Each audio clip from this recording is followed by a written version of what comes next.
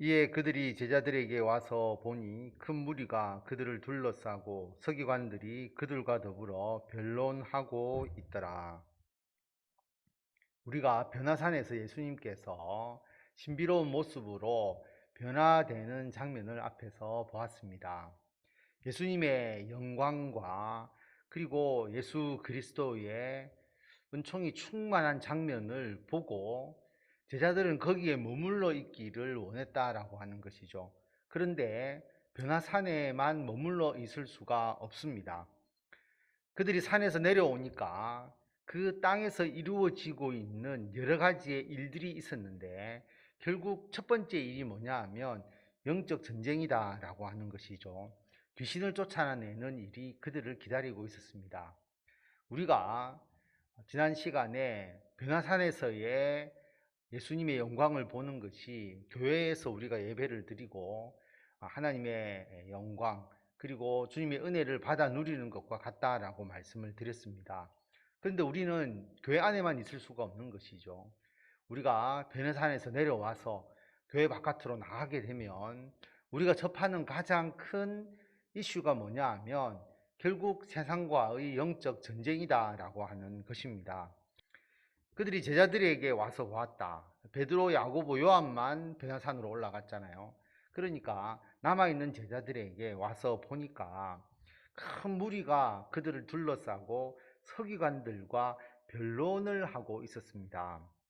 제자들이 서기관들과 변론하고 있었던 것이죠. 뭘 변론했을까? 뒤에 내용을 보면 제자들이 귀신을 쫓아내는 일을 할 때에 서기관들이 이게 합당한 일이냐, 이게 올바른 종교, 올바른 신앙을 가진 행위이냐라고 하는 것을 그들의 유대인들의 관점에서 서기관들이 분석하면서 토론하는 것. 예수님이 귀신을 쫓아내는 일에 대해서 이것은 귀신의 왕 바알세불을 힘입어서 쫓아내는 것이라고 비난했던 사람들이기 때문에 제자들에 대해서도 그렇게 비판적으로 보는 것. 또 하나는 제자들이 귀신을 쫓아내는 일을 제대로 하지 못했죠.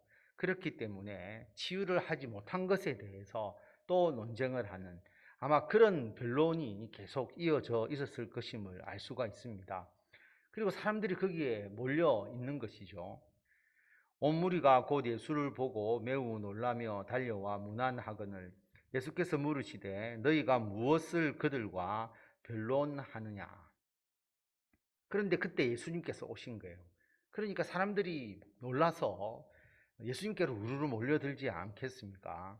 그러니까 예수님께서 그들에게 물으십니다. 너희가 무엇을 그들과 변론하느냐. 여기서의 너희의 핵심은 제자들이고요. 제자들이 서기관들과 무엇을 변론하느냐. 물론 그 주위에 무리들이 있었지만 핵심은 제자들에게 물으시는 내용입니다.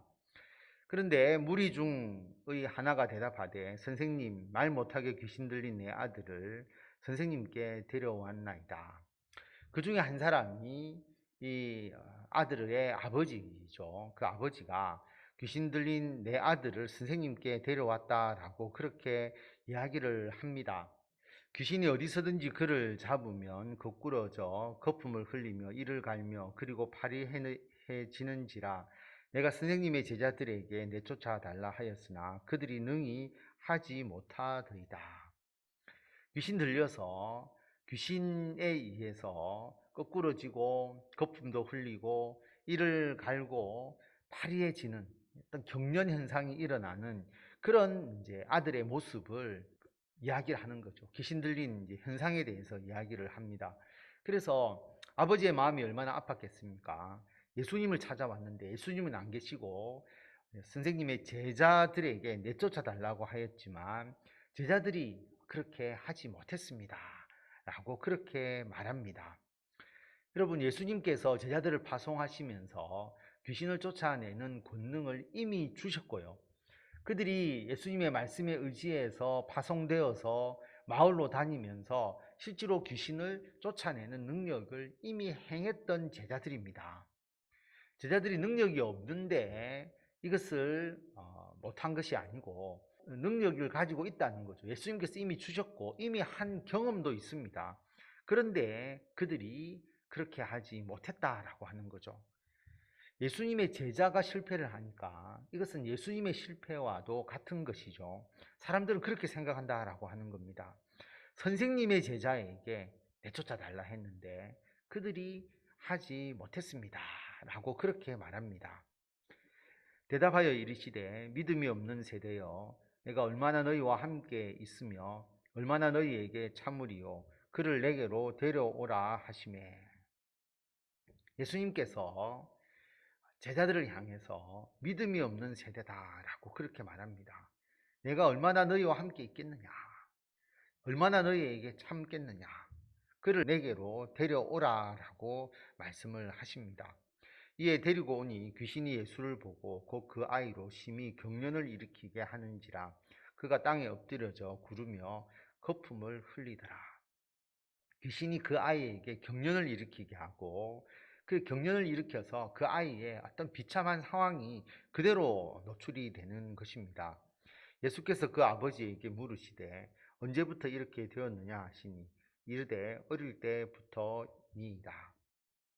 어릴 때부터 이 고통을 당했으니까 이 아이는 하루속히 이 고통에서 해방되어야 하고 그렇게 되기를 정말 간절하게 바라고 있는 것입니다. 귀신이 그를 죽이려고 불과 물에 자주 던졌나이다. 그러나 무엇을 하실 수 있거든 우리를 불쌍히 여기사 도와주옵소서. 귀신이 그 아들을 죽이려고까지 했다라고 하는 거죠. 불에도 뛰어들고 물에도 뛰어들고 죽을 고비를 넘기면서 이 아들을 지켜온 아버지입니다.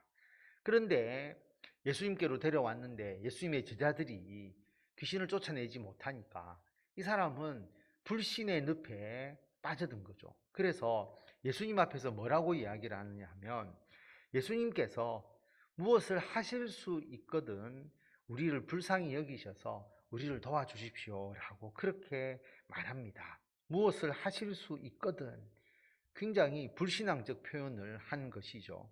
그래서 예수님께서 말씀하십니다. 예수께서 이르시되 할 수 있거든이 무슨 말이냐 믿는 자에게는 능히 하지 못할 일이 없느니라 하시니 할 수 있거든이 뭐냐 믿는 자에게는 능히 하지 못할 일이 없다. 결국 제자들이 하지 못했다라고 하는 것은 믿음이 없기 때문이다 라는 말과 일맥상통한 거죠. 믿음이 있어야 이 일을 할 수 있다라고 그렇게 말씀을 하십니다. 그러니까 믿음이 있어야 이 아이가 고침을 받을 수 있다라고 말하니까 24절에 보면 곧 그 아이의 아버지가 소리를 질러 이르되 내가 믿나이다. 나의 믿음 없는 것을 도와주소서 하더라. 그 아들의 아버지가 예수님 앞에서 소리 지릅니다. 내가 믿습니다. 나의 믿음 없는 것을 도와주십시오. 여러분 믿음이 없는 자가 예수님 앞에서 믿음을 가지게 되는 과정을 잘 표현하고 있습니다. 첫째는 내가 믿음 없음을 인정해야 되는 거죠. 나의 믿음이 없습니다. 내 믿음이 없습니다. 그럼 믿음을 어떻게 얻을 수 있습니까? 믿음조차도 우리가 스스로 믿음을 가질 수가 없죠. 성령께서 우리와 함께 하셔야 우리가 예수 그리스도를 믿을 수가 있잖아요. 그러니까 내가 믿음 없습니다 고백하고 내 믿음을 더하여 주는 것조차도 나의 힘으로 하는 것이 아니다는 것을 인정하고 나의 믿음 없음을 도와주십시오. 내가 믿음이 없으니까 나의 믿음을 강하게 해 주십시오라고 하나님을 의지하고 예수님께 기도하는 것, 이것이 필요한 것이죠. 나의 믿음 없음을 도와주십시오. 그리고 우리들의 고백이 필요한 겁니다. 내가 믿습니다. 내가 믿습니다. 내 믿음을 더하여 주십시오. 라고 그렇게 고백해야 되는 것이죠. 자, 이 아들의 아버지가 이 고백을 합니다. 그러니까 25절에 보면 예수께서 무리가 달려와 모이는 것을 보시고 그 더러운 귀신을 꾸짖어 이르시되 말 못하고 못 듣는 귀신아 내가 내게 명하노니 그 아이에게서 나오고 다시 들어가지 말라 하시매. 자, 이 장면을 보고 무리들이 몰려듭니다. 어떻게 되는지 궁금하겠죠. 예수님께서 그 더러운 귀신을 꾸짖으십니다. 그리고 그 아이에게서 나오고 다시 들어가지 말라라고 명령을 하십니다. 귀신이 소리 지르며 아이로 심히 경련을 일으키게 하고 나가니 그 아이가 죽은 것 같이 되어 많은 사람이 말하기를 죽었다 하나. 예수께서 그 손을 잡아 일으키시니 이에 일어서니라. 예수님께서 귀신을 내쫓으시니까 아이가 심히 경련을 일으키고 쓰러집니다. 사람들이 죽었다라고 생각을 했지만 예수님께서 그 아들의 손을 잡아 일으키셔서 그 아들을 완전하게 고쳐 주십니다. 자, 이 사건이 있고 난 이후에 이제 제자들과 함께 집에 들어가셨죠. 집에 들어가심에 제자들이 조용히 묻자오되 우리는 어찌하여 능히 그 귀신을 쫓아내지 못하였나이까. 이르시되 기도 외에 다른 것으로는 이런 종류가 나갈 수 없느니라 하시니라. 제자들이 그 귀신을 쫓아내지 못한 그 사건을 제자들이 얼마나 마음속으로 자기 스스로 안타깝게 여기고 부끄럽게 여기겠습니까? 그래서 제자들이 조용히 예수님께 왜 우리는 귀신을 쫓아내지 못했습니까? 라고 그렇게 묻습니다. 그러니까 예수님께서 기도 외에는 다른 것으로 이런 종류가 나갈 수 없다라고 말합니다. 여러분, 제자들이 이전에는 귀신을 쫓아내는 능력을 가지고 있었고요. 실제로 그렇게 행하면서 복음을 전했던 사람입니다.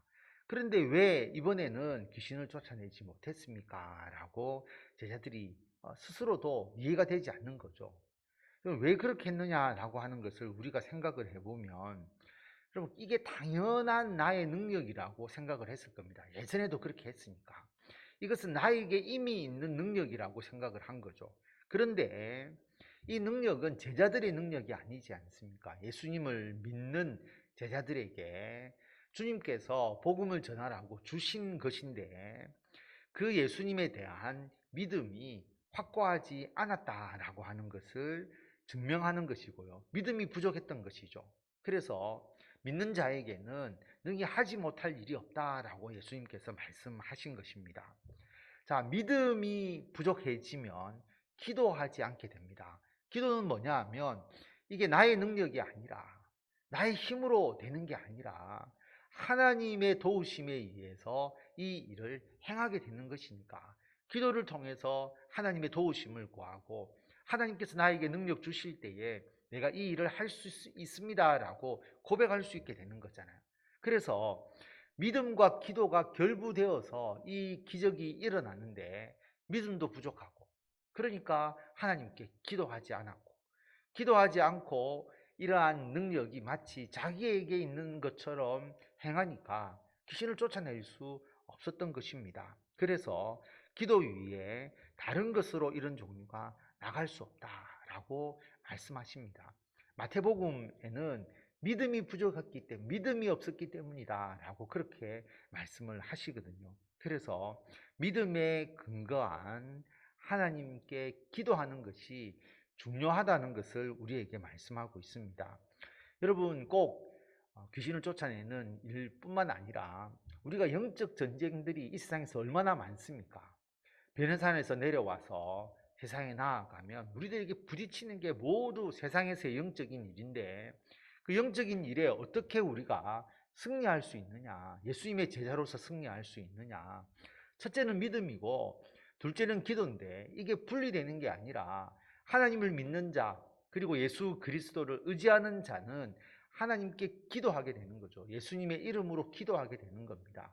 이 믿음과 기도 외에 우리가 세상에서 영적 전쟁에서 승리할 수 있는 방법이 없다라고 분명하게 말씀을 하셨기 때문에 우리들의 믿음을 다해서 늘 기도하고 그래서 변화산에서 예수 그리스도의 영광을 우리가 흠뻑 받아 누리고 그리고 이 세상에서 영적 전쟁에서도 넉넉하게 승리하시는 성도 여러분들이 다 되시기를 바랍니다.